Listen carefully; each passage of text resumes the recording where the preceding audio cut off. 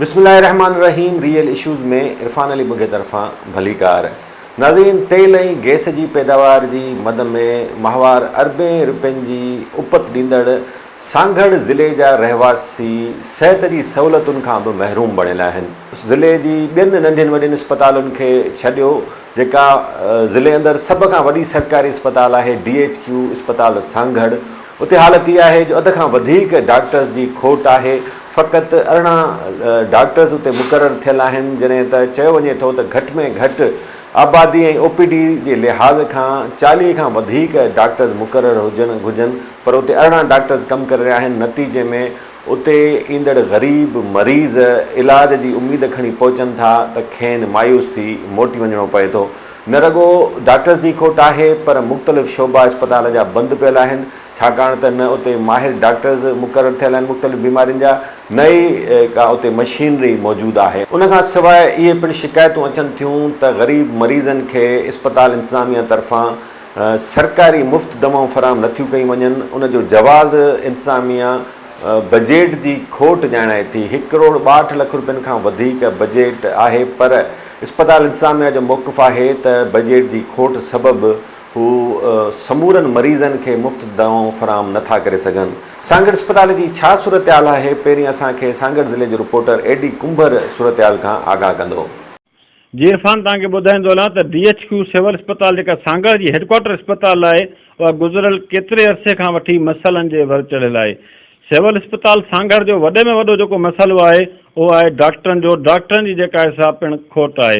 डॉक्टरनि जी खोट जे हवाले सां जेके परे परे खां मरीज़ मुआलिज लाइ अचनि था, उहे मायूसी जो शिकार रहनि था। तव्हांखे ॿुधाईंदो हलां त सिविल इस्पताल सांगड़ जेका DHQ ज़िले जी हेडक्वार्टर इस्पताल आहे, उन जी बिल्डिंग जेका आहे सा 12 निकिरनि थी आहे। क़दीमी बिल्डिंग आहे, ख़ूबसूरत बिल्डिंग आहे। उन में मुख़्तलिफ़ वार्ड्स आहिनि, जंहिंमें मेटर्निटी होम, ॿारनि जो वार्ड, जेके ॿार खुराक जी कमी जे हवाले सां उन्हनि जो वार्ड, उनखां सवाइ गुर्दनि जो वार्ड, मुख़्तलिफ़ वार्ड्स आहिनि। मगर डॉक्टर न हुअण करे इलाज लाइ जेके माण्हू अचनि था उहे परेशानियुनि खे मुंहुं ॾियनि था।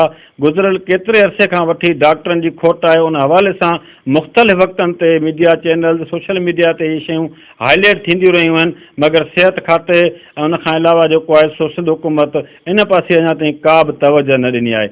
तव्हांखे ॿुधाईंदो हलां त DHQ जेका हेडक्वार्टर इस्पताल ज़िले जी आहे, उनखे वर्कशॉप, मंगली, मुंड जमड़ाऊ, चोटियारियूं, टंडो मिठा खान, झोल, सिंजोरो, पेरूमल, कंडियारी, उनखां अलावा डिज़र्ट एरिया जा जेके पसगिरदाई वारा इलाइक़ा आहिनि, उहे इलाज मुआलिज लाइ सिविल इस्पताल DHQ जो ई रुख कनि था। मगर जॾहिं हुते इलाज लाइ अचनि था, डॉक्टर न हुजनि था, उहे माण्हू इलाज लाइ परेशान थियनि था ऐं पोइ वरी प्राइवेट इस्पतालनि जो रुख कनि था। केतिरा ई अहिड़ा ग़रीब मिसकिन माण्हू आहिनि जेके इलाज कराइण लाइ प्राइवेट इस्पतालनि में कासिर आहिनि, उहे सिविल इस्पताल सांगड़ जो मुफ़्त जे इलाज लाइ रुख कनि था, मगर डॉक्टर न हुअण करे उहे मायूसी जो शिकार थी जेको आहे सो वापसि मोटे वञनि था। तव्हांखे इरफान इहो बि ॿुधाईंदो हलां त DHQ जेका ज़िले जी हेडक्वार्टर इस्पताल आहे, उनजी बजेट जेका आहे सा 1 करोड़ 62 हज़ार जे लॻभॻि आहे, मगर 2200 जे लॻभॻि OPD थिए थी डेली जे बुनियादनि ते। उन हवाले सां जॾहिं असांजी MS सां ॻाल्हि थी आहे, उनजो चवणु हो त असां जॾहिं कैलकुलेशन कयूं था त फ़ी पेशेंट खे 13 रुपया वञी पवनि था। हींअर महांगाई जे दौर में गोरियूं दवाऊं जेके आहिनि उहे पिणु महांगियूं आहिनि, सवाइ जेके सीज़र थियनि था डिलेवरी जे हवाले सां या ॿिया ऑपरेशन थियनि था, उन जूं बि काफ़ी तइदाद में जेके आहिनि से माण्हुनि खे दवाऊं ॿाहिरां ई जेको आहे सो वठणियूं पवनि थियूं। जॾहिं त हीअ DHQ हेडक्वार्टर इस्पताल आहे, ज़िले जी हेडक्वार्टर इस्पताल आहे। सांगड़ ज़िलो तव्हांखे ॿुधाईंदो हलां त कुदरती वसीलनि खां मालामाल ज़िलो आहे।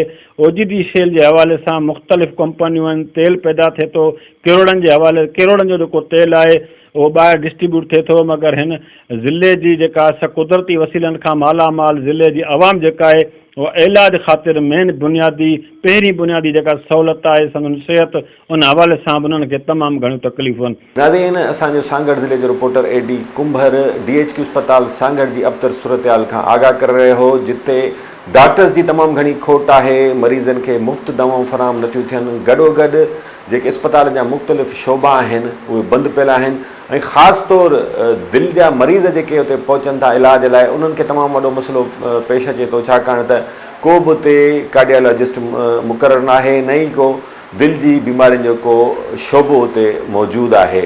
इन हवाले सां असांजो रिपोर्टर कुझु मरीज़नि सां ॻाल्हि ॿोल कई आहे, गॾोगॾु उतां जा जेके आम शहरी इन सूरत हाल खे कीअं था ॾिसनि, त अहिड़नि ई कुझु शहरनि सां असांजो रिपोर्टर ॻाल्हि ॿोल कई आहे। त अचो त पहिरियों उन्हनि जूं ॻाल्हियूं ॿुधूं। माण्हू साईं जिथां किथां अचनि था, वरौशा गुजरी जा, मंगली जा, जिथे किथां था अचनि, आसे पासे जा जेके बि शहर आहिनि हितां अचनि था, हिते इलाज कराइण था अचनि। हिते वारा जेको मसइलो थींदो आहे, वञो हलिया नवाबशाह वारा चवंदा वञो हलिया हैदराबाद। किथे माना सहूलियत कान्हे अहिड़ी का, माना को मरीज़ अचे को माना को जेको करे अहिड़ो। असां इहा घुर कंदासूं त हिते सुठा डॉक्टर रखिया वञनि, जो ग़रीबनि लाइ भलो थिए। हिते फीसूं तमामु हैदराबाद जा, मीरपुर नवाबशाह जो फीसूं तमामु महांगियूं आहिनि। ग़रीब फीस भरे या दवा वठे। हिते इलाज बि जेको आहे न सही नमूने कोन थो थी सघे, ऐं बजट वग़ैरह जेको आहे उनजी बि खोट आहे। उनजे करे न ग़रीबनि खे सुइयूं वग़ैरह दवाऊं वग़ैरह बि सही कोन था ॾियनि। ॿाहिरां सुइयूं लिखी ॾींदा, ॿाहिरां वठी अचो। उनजे करे असां हर अफ़सरनि खे अपील कयूं था तवजा कयो हुजे। हींअर असांजो मुतालबो आहे त हिते डॉक्टरनि जी खोट आहे जाम। डॉक्टर तक़रीबन 8 या 7 डॉक्टर आहिनि। 150 डॉक्टर हिते हुजण लाज़मी आहिनि। ऐं दवाउनि जी खोट आहे। जी अगरि स्पेशलिस्ट जेका तमामु घटि आहिनि हिते। सर 8 डॉक्टर आहिनि तक़रीबन 150 डॉक्टर हुजणु खपनि हिते। ही सांगड़ ज़िलो जी माना हेड क्वार्टर अस्पताल आहे। बाबा हिते असां वटि माना सहूलियत माना कोन्हे। हिकु ॿी ॻाल्हि आहे त डॉक्टरनि जे कारण वीचारा छा कनि, असां वटि दवाऊं आहिनि कोन। जेके आहिनि पोइ वीचारा मजबूरनि पोइ ॿाहिरि लिखी था ॾियनि, पोइ ग़रीब माण्हू न आणे सघनि, छा कनि। हाणे मूंखे टेस्ट लिखे ॾियण 300 450 जो माना हाणे ऐं किथां करायां, मूं वटि त कोन आहिनि। पर हाणे मसइलो आहे त दवाउनि जी माना सहूलियत ठुप कोन्हे। जो दवाउनि जी सहूलियत हुजे त पोइ डॉक्टर ॿाहिरि जी छो लिखनि वीचारा। हा, ॿिन्ही शयुनि जी सहूलियत कोन्हे। माना इहे सहूलियतूं हुजनि त पोइ माण्हू छाजे लाइ ॿाहिरि वञे। हुकूमत खां इहो कंदोसीं बाबा इहो सॼी शइ खे माना कंट्रोल कयो वञे, इन ते थोरी महिरबानी कयो, असांखे कुझु अहिड़ो इन अस्पताल खे बचत ॾियो त इहे असां लाइ सहूलियतूं पैदा करे। थोरो ठीकु आहे न, हुनखे दिलि जो मसइलो आहे साईं जी। हा, दवा मिले पई जी। हींअर खणी हा टेस्ट बि हुननि जो खणी वञो, नवाबशाह खणी वञूं, जेतिरो पुॼे जल्दी खणी वञूं। बसि हाणे छा कयूं, ग़रीब माण्हू काॾे वञूं ॿियो। नदीन DHQ अस्पताल सांगड़ में डॉक्टर्स जी केतिरी खोट आहे, आख़िर छा सबबु आहे जो मरीज़नि खे मुफ़्त दवाऊं फ़राहम नथियूं कयूं वञनि। गॾोगॾु अस्पताल जा जेके मुख़्तलिफ़ शोबा आहिनि उहे गैर फ़ाल छो बणियल आहिनि। इन सूरत हाल जे हवाले सां असांजो रिपोर्टर अस्पताल जे MS खां ऐं गॾोगॾु कुझु पैरामेडिकल अॻुवाणनि सां ॻाल्हि ॿोल कई आहे। संदन छा मौक़िफ़ आहे, अचो त ॿुधूं।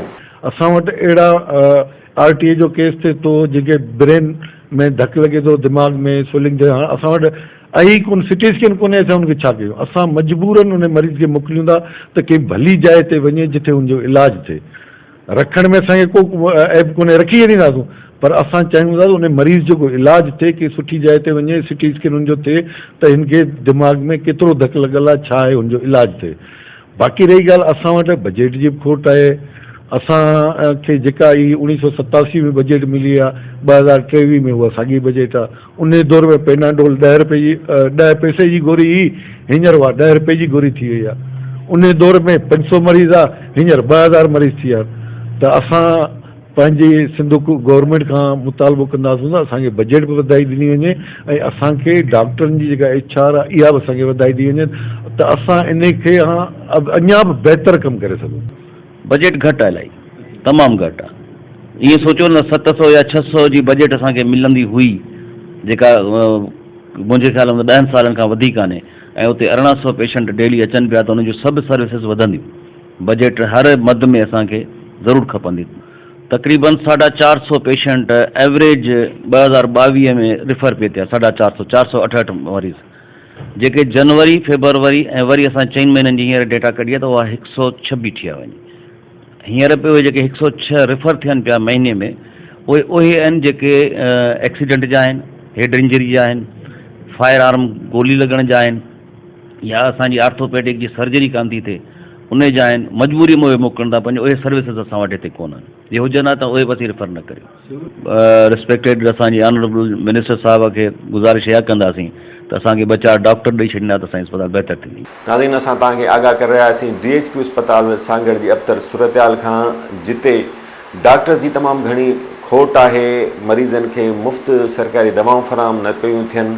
गॾोगॾु मुख़्तलिफ़ अस्पताल जा जेके शोबा आहिनि उहे बंदि पियल आहिनि। अस्पताल जे MS जो मौक़िफ़ तां ॿुधो, संदसि चवणु आहे त बजट जी खोट सबबु हू मुफ़्त दवाऊं फ़राहम न पिया करे सघनि। गॾोगॾु MS पिणु इन ॻाल्हि जो इतराफ़ करे थो त डॉक्टर्स जी तमामु घणी खोट आहे। उमेद कयूं था त सिंध सरकार जूं इख़्तियारियूं, सिहत खाते जूं इख़्तियारियूं हिन मामले जो नोटिस वठंदियूं त तुर्त DHQ अस्पताल जी सूरतहाल में कुझु बहितरी अची सघे।